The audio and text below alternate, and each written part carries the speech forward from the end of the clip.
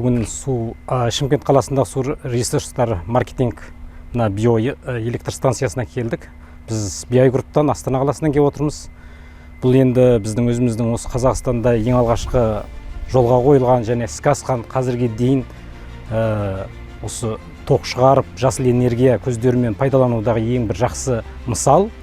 Бізді бүгін басшылық ерекше жақсы күтіп алды және бізді көрсетіп, бүкіл цикліменен осы істеу барыстарын көрсетіп жатыр. Одан кейін өзіміздің диқандардың мына жерде осыдан шыққан сулардың қалай пайдаланылатындығы, осыдан шыққан газдан қалай электр энергиясы өндірілетіндігі. Бұл енді біздің Қазақстан үшін және осы оңтүстікте орналасқан өңірлер үшін үлкен жақсы мысал, жақсы тәжірибе. Бүгін осы орайдан пайдаланып біз компанияның басшылығына, BI Групптың атынан көптеген алғысымызды айтамыз.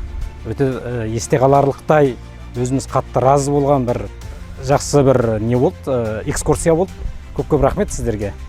Уақыттарыңызды, алтын уақыттарыңызды бөліп осындай ыстық күнде бізді аралатып көрсеткендеріңізге көп рахмет.